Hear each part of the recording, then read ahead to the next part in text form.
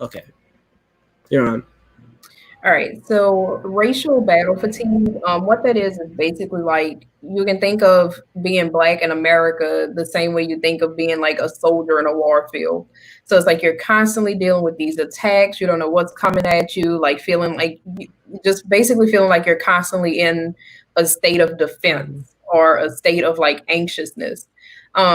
So imagine, going through life like that every single day. You may not realize it, but it starts to take a toll on you, right? And so it's just something that Black people deal with just in their everyday life. So having to deal with just, little microaggressions, things that people say. It can be something as simple as, you turn on a movie, there's no one Black in it. So just different things like that, after time, it starts to build up and it starts to take a toll on you physically as well as psychologically. So, Yeah. Even like you just saying that, now I'm just like thinking of all the stuff I just think about during the day too. It's like you didn't realize it too. It's like a yeah, it's like craziness in the back of your mind. So what are some mechanisms you can to cope with that too? Besides reading the book, what are some mechanisms you can cope with on a daily life? I think it's very important. Like I'll speak for myself personally, right? So in my workplace, I am literally the only Black person. Mm. Which, that in itself is like being at work for those 8 hours. I feel like I have to constantly like monitor what I say so it's not taken the wrong way, or like, have to deal with little things they say, and like sometimes I have to hold my tongue and remember like I'm at work right now, like I can't really speak on things how I want. But I feel like if you're in a position like that, it's very important to have an outlet. So, making sure I spend time with friends or even just call up a friend who is Black so that I can kind of vent and say all those things that I can't say at work. Um, Another thing is just kind of is speaking on things too when it happens, because a lot of the fatigue is from sometimes, like somebody will say something racist and we don't even have the energy or like the willpower to call them out on it, but then we start to internalize that and it just builds and builds and builds. So I think it's important where if somebody says something that like offends you, you need to address it and call them out. So Well, yeah, that's great though, because like growing up, you're taught like I think before this time, 2020, it was like a different year though. Like people were like afraid to speak up or like hold their tongue and like like have to like bow down to the man or something like that too. But it's like you say, you have to speak up too because it make it work for us too. So can you speak a little about how people could receive therapy during this time, like with coronavirus happened and not being able to go in person too? Speak a little mhm. bit on virtual therapy, please. Yeah, so I mean, I feel like so many good things have come out of the whole coronavirus situation, and one of them is the virtual therapy. It's just so much more convenient and also a little less intimidating, I think, to just open up a computer or open up your phone and kind of, call up a counselor versus having to go into the office and it's a new place and you might run into somebody, or like you don't know who's working the front desk, or is that person judging me, and I have to sign all this paperwork. And so I think the virtual therapy thing is just amazing. Being in your own home and having that comfort can really help somebody open up when they're, talking to a stranger about all these problems they have going on in their lives. And I think it's way more convenient. Some people cannot go to therapy because they might not have the transportation to get there. And so it can help people out in that way. It helps out in a lot of ways, more ways than one. Can you speak on that little bit too? Where people could find the virtual therapy, and what if they can't afford it though? What are resources like that are out there to help people out? Mhm. Yeah, so if you have health insurance, most insurances cover therapy up to a certain point. So like where most therapists charge like over $100 an hour, through your insurance, you might only have to pay, $45 an hour or something like that, or how many ever per session. A lot of therapists also do what's called a sliding scale. So let's say you don't have insurance, or let's just say even with insurance, it's just too high and you feel like you can't afford it. A lot of therapists will work with you and change their fees based on what you can pay or what your income is, which is really helpful for a lot of people. Okay, can you speak a little on how it's changed over the years, mental health and the field in general? Just like how it's changed over the years, you Yeah, mean? over the last 2 years or so? When you since you've been like studying the field. Mm-hmm. There's definitely since I started, which again, it's only been 4 years since I received my degree, but I feel like there's a lot more focus on diversity and multicultural counseling. I think a lot of counseling programs, like the schooling that we receive, it's kind of like a blanket, right? Like they think it'll cover everybody. Like, oh, we're talking about the brain. Everybody has a brain. So like this will cover everybody. But I think now, we're really starting to realize like the experiences of a white person is different than the experience of a black person. It's different experiences of Latinx people. And so, just really focusing on that and taking into account like people's environment and realizing that, different cultures, and also like even looking at like different regions, right? So like the way we do things in the South is a lot different than people in other areas, so having to pay attention to things like that and take that into account as well. Great. So can you speak a little on how to cope after a session too? Like a lot of people after you go to therapy, they lose that feeling. Or how do you keep that Mhm. feeling? Like what do you recommend? Like a lot of therapists I talk about homework and all that too. Mhm. But talking like after everything. So what are some of your methods you use for your own clients? Mhm. I'm definitely a therapist that's all about homework. It doesn't stop after we are done with our hour. Like you have to continue to do the work, right? Because as a therapist, we're not there to like give you advice. We're not there to give you the answers. We're not there to solve your problems. Like you are an adult, you are an individual, you can do that on your own. We're kind of there to just give a different perspective or help you see things a little differently and guide you there. But at the end of the day, like you're the person that has to do the work, whatever that work might look like for you. And so I'm really, really big on journaling. I have all my clients, like no matter what issue they come in presenting with, I have all my clients keep daily journals, and I have them write in their journal either first thing in the morning when they wake up or like last thing at night right before they go to bed. And there's no prompt. It's literally just write whatever is on your mind right now. And then we'll in the next session kind of process that and talk about it. And so I'm really big on that.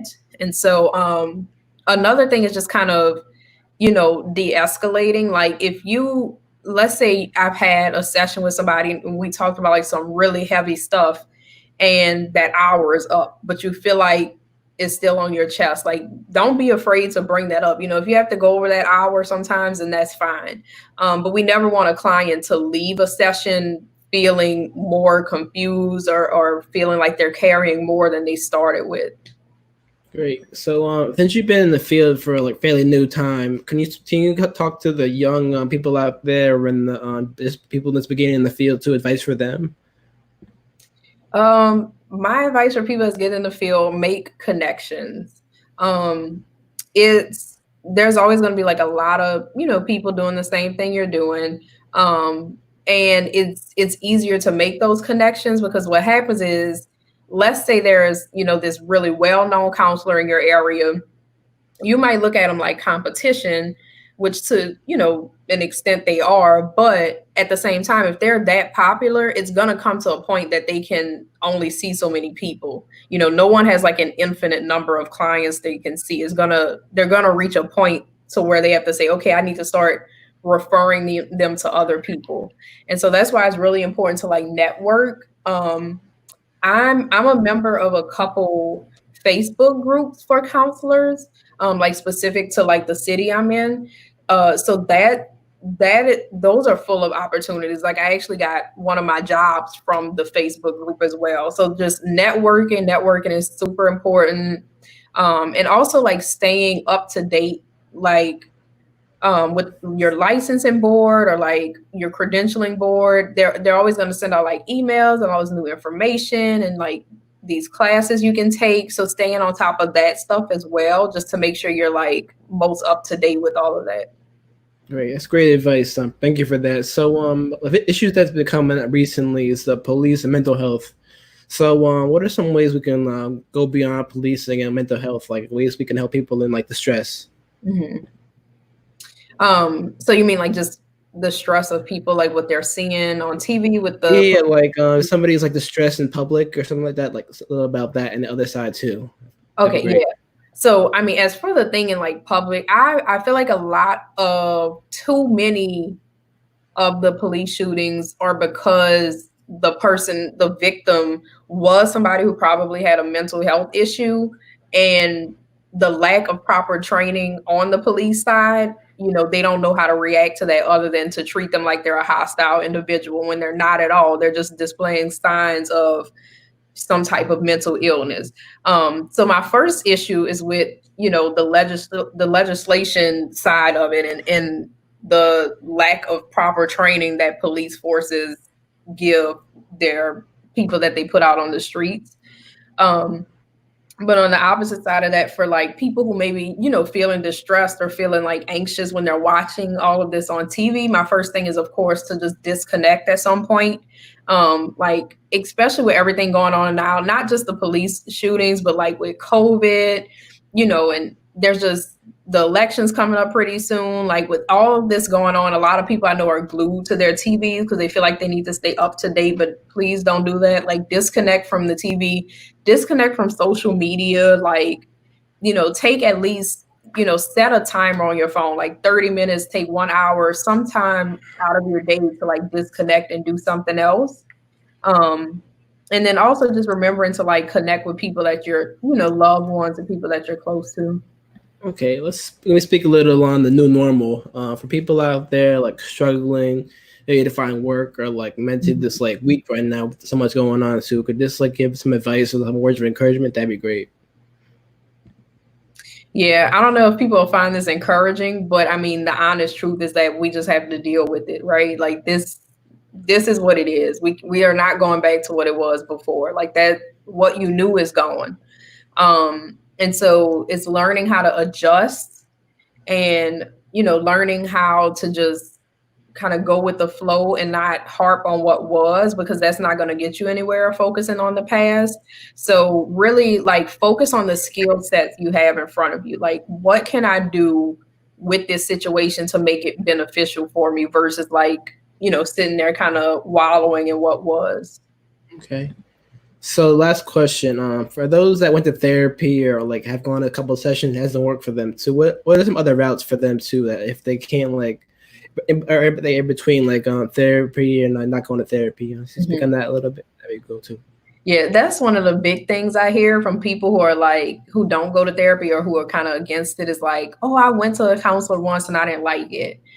I've gone to doctors that I didn't like before. I've gone to churches that I didn't like before, but that didn't make me not be a Christian. I just found a church that I liked. Same thing. Some people, I have a pretty like blunt personality. And not everybody is going to be okay with that. Some people want like that, huggy, touchy, feely, like soft counselor, and that's not me. So if that's what you're looking for, I can refer you to another person. So just because you've had a bad experience with one counselor, or maybe that person wasn't a good fit for you, there's a lot of us out there. So you can find someone that works for you. And again, now that we're in this age of doing the teletherapy, the virtual mental health, you can find somebody that's in another state that might be a good fit for you. Okay, great. So in terms of websites and social media, where people find you at, they want to reach you. Yeah, so if you just look up, so there's Psychology Today, which this is a good resource for anyone who's looking for a counselor in general. So on Psychology Today, you can type in your zip code or your area, and it'll pull up all the counselors, and then you can use like different search tools. So if you're looking for, a Christian counselor, it'll filter that out for you. If you want a male counselor, it'll filter that out for you. But again, it's Psychology Today. So if you just type in my last name, you can find me on there. And I'm also on Facebook as well. Okay. Well, thank you for coming on and sharing your experience, expertise. Hopefully, this helps somebody out watching out there.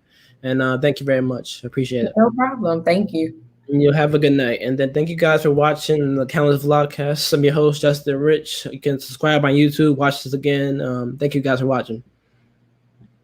I'm out.